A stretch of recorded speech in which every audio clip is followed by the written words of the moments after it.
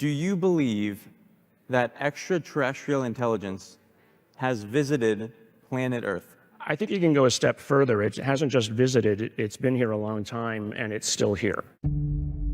My name is Alex Klokus. I'm an entrepreneur and investor at SALT. And about 2 years ago, I brought Dr. Garry Nolan, who's a tenured Stanford professor, to SALT. And I asked him, If you had to assign a probability to that statement, what probability would you assign? 100%.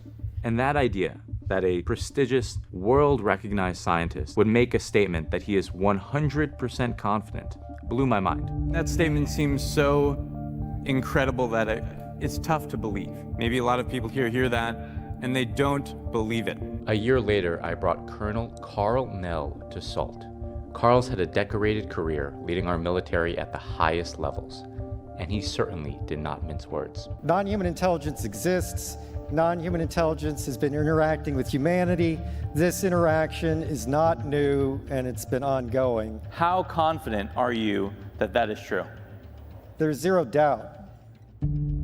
If their statements are true, it completely defies our current understanding of reality. The problem, however, is that both Dr. Nolan and Colonel Nell, they're kind of secondhand sources. And so we continued to push further. And ultimately, we found those primary sources. We found folks that are actually on the crash recovery team. They have been around, they have held, and they have transported supposed craft of non-human origin. Their claims are so bold and extraordinary that they truly are tough to believe. So we set up an initiative to go one step further. Extraordinary claims require extraordinary evidence. At Skywatcher, we've set out to prove it.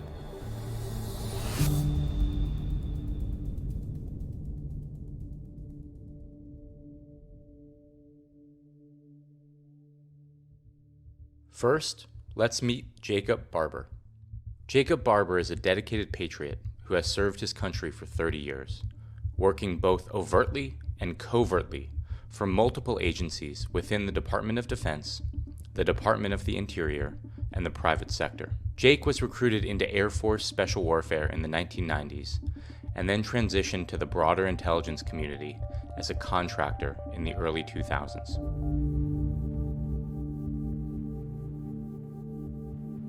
Hello, Jake. Hello, Alex. I really appreciate you sitting down to have a chat with me. Man, absolutely. I appreciate you giving me the invitation.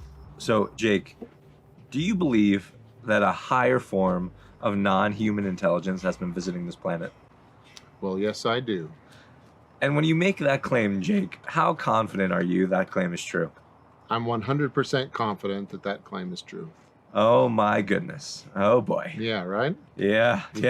Well, let's dive into that a little bit. So Okay. you were involved in some form of crash recovery projects that Yeah. involved frontier experimental tech from the US government. So the crash part of it, crash sounds like something that's unintentional, let's say. Yeah. So the reason you would have a crash recovery program to begin with, a broad crash recovery program, you wouldn't set up a program like that in order to go get exotic or non-human aircraft. So teams are set up and trained and outfitted with all the tools and techniques and training, 3 T's, in order to facilitate that mission. So if, hypothetically, something ridiculous were to happen and something of exotic nature were to crash, you're going to call the people that have the most experience with that, and they're going to be the ones you deploy. And I'll add a 4th T to that, which is trust.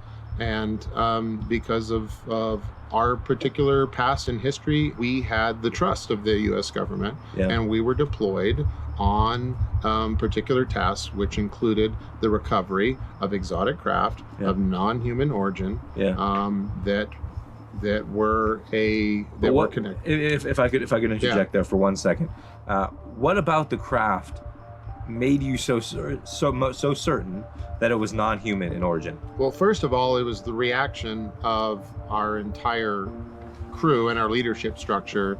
So it was atypical from how we would communicate and treat any other crash recovery.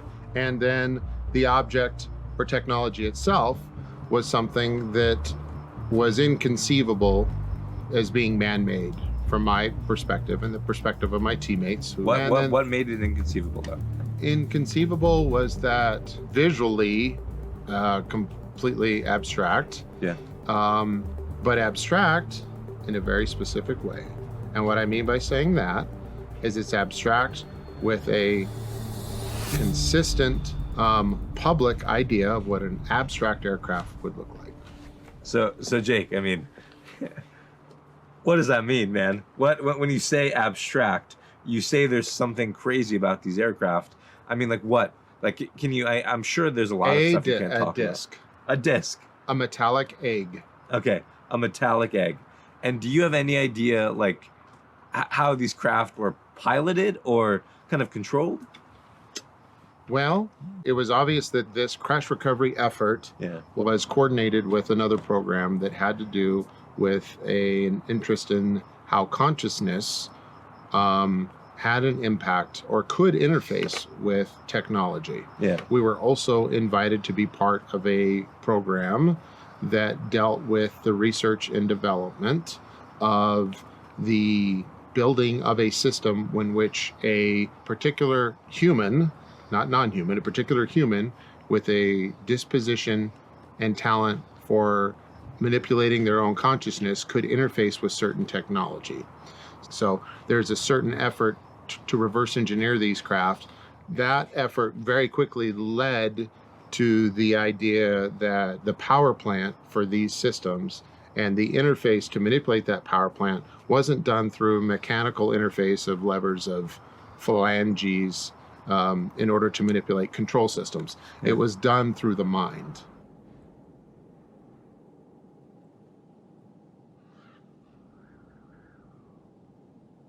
Not only do we have people from the actual crash recovery team, we have another team.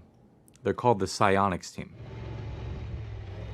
There seems to be a subset of people that have the unique ability to actually summon these craft, to be able to focus their thoughts and make objects appear in the sky. Jordan, I really appreciate you joining us here today. Alex, it's an honor to be here, man. Thank you for having me. So maybe let's start by sharing a little bit about your background. Yeah.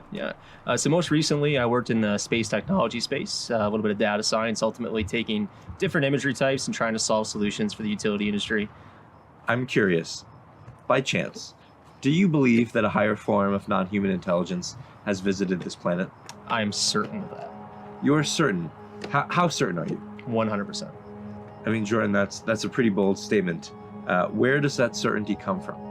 Certainty comes from my firsthand experience in what I term a psionic exploitation program between the years of 2005 and 2010, where I interfaced and worked with non-human intelligence and things like UAP directly.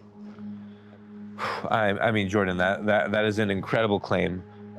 For the viewer at home, what were you doing in this program on a daily basis? Yeah, so this would look like things that, many people would consider, woo-woo-y, right? Like astral projection or meditation. But ultimately, what we were really investigating was how far could we stretch the bounds of human consciousness? Beyond that, how could we get human consciousness to interface directly with things like recovered materials and recovered crafts? What I can tell you from the craft and some of the different projects that we worked on directly is ultimately that they interfaced with us. What I mean by that is my consciousness could project into these craft and recovered materials and then access a suite of commands, essentially capabilities to do various things, including piloting. But ultimately, the story is not about piloting some UAP with your mind. This story is much more about what is consciousness? Yeah. Why can we interface with these things? Do you have material that supports these claims? I have tons of material, linearly autobiographical records that will support my claims. And Jake, for the listener at home, based on your firsthand experience, there are craft of non-human origin that you have recovered that seem to be piloted or interfacing directly with human consciousness. Is that correct? Yeah, let me tell you a very short story. Okay. Okay. Okay. An aircraft crashed. Yeah. My team was deployed. Yeah. We secured the perimeter. Yeah. We secured that target. Yeah. We transported that target. We escorted that target and provided security for that target. That target was transported to a facility of a very well-known government-private partner. The decision was made to bring in a team that represented a different private partner who was working on consciousness and the mechanism by which humans could interface with technology. The two were merged, and we were involved with that process. You were involved in that process? Yes. So, Jake, based on your firsthand experience, it sounds Oh my like God, there's that word, firsthand. Okay. Okay. Yeah. But it is firsthand. It is firsthand. It is firsthand. Yeah. Based on your firsthand experience, it sounds like we're living in a science fiction novel, and there seem to be craft of non-human origin that are flying around our skies, and certain human consciousnesses seem to be able to interface with these craft. And there are organizations or institutions, if you will, all around the world that know this fact. Yeah. Isn't it depressing that should be shocking? It is Like- very depressing, yeah. That shouldn't be shocking. Thank God, like, you know what? I mean, forgive me, but I'm over that. Yeah. So, like, let's get past that, Yeah. because that is the case, and it is exciting, but we have a duty here. We have a moment in time, thanks to friends like David Grush, who has stuck his neck out and paved a trail with our government, who, for better or worse, has control over a lot of things.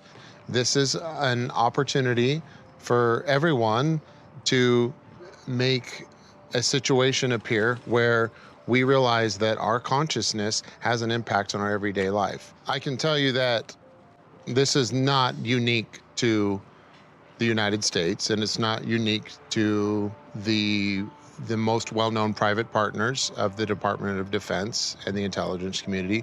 There is a global effort and interest in this, and a global capability in doing this. Crash recovery is something, and reverse engineering is something that is being done by a number of agencies or organizations worldwide.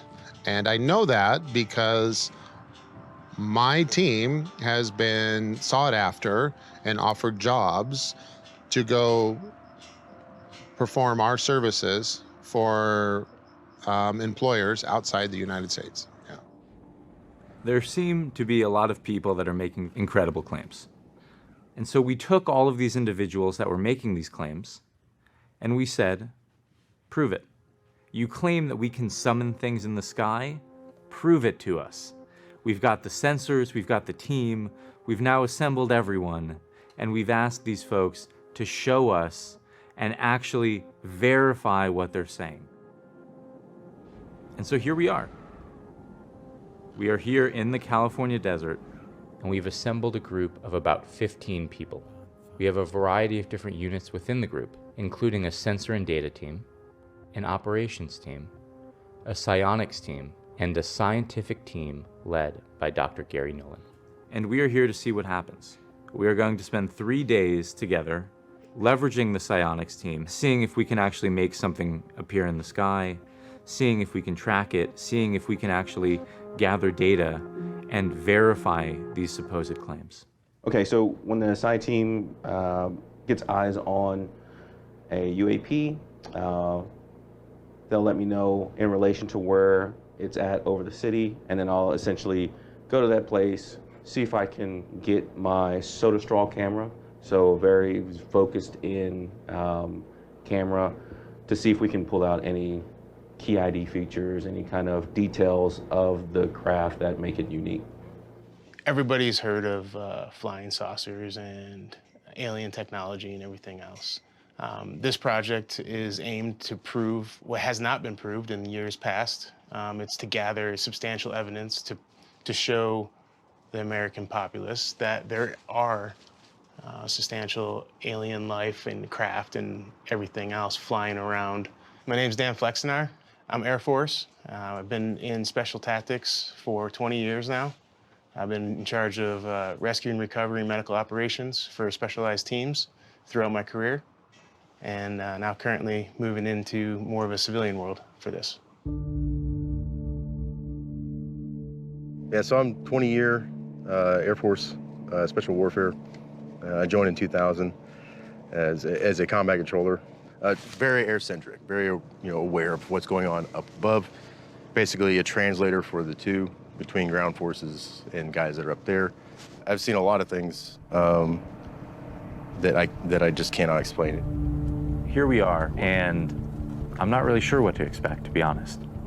I think when you talk to the teams, they have unwavering conviction that something is going to happen, that we're actually going to see things in the sky.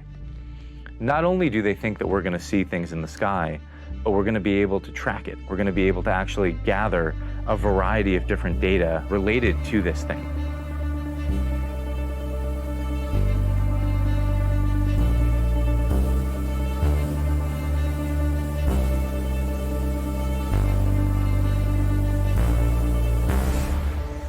My name is Michael Batista. I'm 32 years old and I'm a former U.S. Army Green Beret, 3rd Group.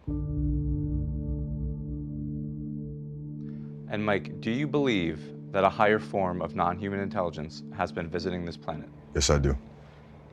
When you make that statement, how confident are you that is true? I'm extremely confident. Do you feel like you believe that is true, or do you feel like you know that is true? I know that it's true. When did your experience with the phenomena begin? The first experiences I was having was in my early teens, and it started to accelerate as I grew up. And as my time in the military was ending and I was getting out, it really accelerated at that point. And when this happens, can you explain how it usually manifests or how you experience it? It usually manifests as something anomalous in the sky, orbs, crafts, different pyramid-looking objects moving at extreme rates of speed and doing very angular movements. When you do this, are there other people around? Do they actually see you doing this? I have multiple witnesses that can testify that that is a fact. And how many times do you feel like you've been able to summon something in the sky? Anytime I want.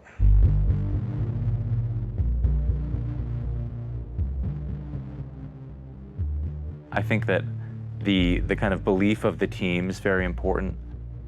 I think that we've assembled all of the folks that have done this before, and what we're doing does not seem to be new.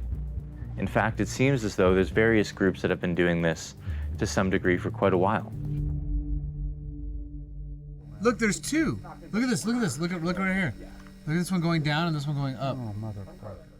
So the items that we saw last night could maybe be explained as satellites in some instances or space trash, but really when we started seeing erratic movement, we started seeing some vertical tracks and then tracks going from like left to right in the sky, west to east, and then go again vertical. And then we saw the tracks change course, direction, and speed. So I think that's a piloted aircraft of some sort. I think it's either an intelligent being or it's being told what to do. Didn't flash. It got brighter when it maybe had a reflective surface. I don't know exactly what it was. There's a few explanations of why that could be, but I see those in a varying range of places, from Emporia, Virginia to Fayetteville to here. I've seen them everywhere. Only explanation I have is that it could be reflective light or particles that are in our inner atmosphere. But besides that, when they start moving and tracking in different directions, I think we're seeing some sort of craft of some sort. During our time together, all 15 of us saw some form of unusual lights in the sky. These lights would randomly appear, stay for some short period, and then disappear. Oftentimes, multiple lights would seem to appear at once. They would frequently move in patterns or angles that, at least to me, seemed unusual for a plane, satellite, meteor, or space debris. But I am no expert. On the last day, however, one thing did happen. We had a couple of our folks that felt like it was a good time to try to communicate with potentially a craft or an entity that was out there through the methods that they use. You know, I just took a spot up on the roof to be able to observe what's out and around us, and then also have another set of eyes that are up above us. So got on the roof to say, you know, I'll be up here, had my phone, you know, let's be ready to record if something went down, and it did. The psionic team claimed to be connecting with an object, and our sensor data caught this.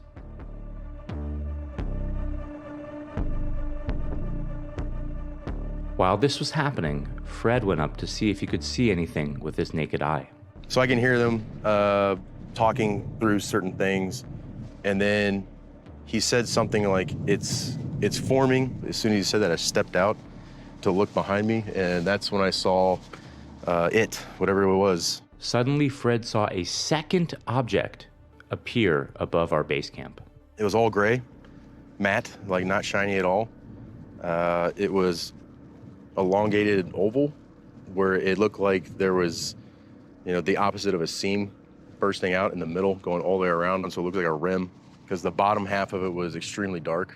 It made absolutely no sound, which doesn't make sense because of its proximity. Like, if it was small, if it was something maybe the size of this razor, then it was really close. We're talking 500-600 feet. If it was larger, which I kind of believe that's what it was, you're looking at 5 to 8 meters long, then probably around 1,500, 2,000 feet altitude, moving north to south. You know, it looked sturdy, it looked heavy. Wasn't a bird. You know, if it were an aircraft, any kind of conventional thing that we have now, it would have rocked us at how low it was. So 20 years in the Air Force and never even seen anything close to that. Nothing. There was no observable propulsion. There was no wings. There was no rotor. With that kind of speed, you should hear something, especially if it was that close. So I was shaking. Like, it was super exciting. I mean, I'm not going to start shaking over an F-16 flying overhead or a bird dive bombing. That was incredible. Yeah, I don't know what to say. Dr. Nolan was there, and this was his perspective. I personally didn't see anything in the sky or on the ground, but what I did see was an individual who, in the midst of attempting to call such an object, exactly at the moment that he said he was interacting with something, the individual on the roof who had the cameras saw something. When we reviewed what it was that the person on the roof had seen, something showed up. I mean, it was fleeting, but it was clearly not a bug. And so what do I have? I have a person who claims to be doing something. It was clear that he was in distress at the moment of the supposed interaction. And at that moment, something is seen. What do you have? You have a correlation. So we have an egg-shaped object that our sensors caught moving in one direction, supposedly connected to our psionics team, and a disc-shaped object that Fred reportedly saw moving in a different direction. We worked with an animator to specifically visualize the disc that Fred saw. This is a recreation from his vantage point. For reference, this is what he believes the disc looked like, and this is the speed we calculated the disc was moving over the building. Our experience raises a lot of questions that we don't yet have the answer to. I was there not to provide any conclusions. I was there to make sure that everything that was being done in a scientifically accurate way, as dispassionately as possible, and to be part of the advisor team to make sure that this was done in a way that at some point, if it ever wanted to be put together into a scientific paper, we had collected the kind of metadata required to say, well, we might not have a conclusion, but here is at least a story that tells us that the data which we're providing to perhaps some future event might be looked back to and said, oh, well, what happened there worked, that didn't work, so let's try this again so that we can perhaps make it repeatable. Don Paul, who was also present at the event, had this to say. Well, I think it's pretty standard fare. There's certain things that the rational mind could attribute to it, could be this or it could be that, but there are also things which move in ways which do not fit the normal laws of physics or aerodynamics. This is something that's pretty well known at this point. It goes way back in history. I have a combined 25 years law enforcement and military background prior to becoming involved in the similar endeavors in the private sector. It's very hard for people who have seen and experienced things to discuss it, because even our own loved ones, you don't want people to think you're crazy and there's something wrong with you. Which it's one thing if you see it on a Netflix special, or if you have read about it or seen clips on TV. If you see it for real, it kind of changes your mindset about stuff. And I have, because of my military background, worked around a lot of aircraft, helicopters, fast movers. There are certain vehicles that move in ways which are not consistent with the regular physics of what we consider aircraft in the conventional sense. There's a difference between believing and knowing. And you want to work with people who know things, so there is no question about the validity. Now it's a matter down to the nuts and bolts of how do we produce the evidence we need to make it approachable for everyone. The flow of information now seems to be inevitable. Yeah. You cannot keep the truth from people. And it seems like reality is just far more complex than people realize. Yeah, it is. In this process, I've moved from a very pragmatic person, having very pragmatic responsibilities, to be burdened with things that are more abstract and cerebral. Yeah. But still having to keep my foot in the pragmatic world, and that's a tough thing, because it's so, it's the truth can be distracting in that way. We are in a world right now where we're battling over resources. Yeah. And if we can use that technology, or if we can understand a way to interface with technology to create energy systems that can supply for our basic needs, then we're all better off. Yeah. And I agree. Yeah. I agree. And it feels like we're on the precipice of entering a new reality. And I really appreciate everything you're doing, and I'm excited to hopefully make a dent alongside you. Yeah, let's make some dents. Let's do it, man. Let's All fucking right. do it. To dents. To dents. During our time together, there were multiple events that caused me to seriously question certain assumptions I have about reality. The day we were wrapping up our event, something incredible happened. There was a mass UAP sighting directly in the area where we ran our operation. There were dozens of claims on neighborhood apps of residents seeing anomalous things in the sky. The story picked up steam, and in a few days there were thousands of tweets about the incident. The FAA even imposed a temporary flight restriction over the area where we ran our operation. Is this causation? Did we cause this event? Is this correlation? Or was it purely coincidental? We don't profess to have all the answers, but we do believe it's imperative that we find out.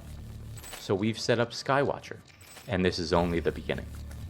Skywatcher is not a media company. It is a robust, well-financed initiative focused on validating or invalidating these supposed claims.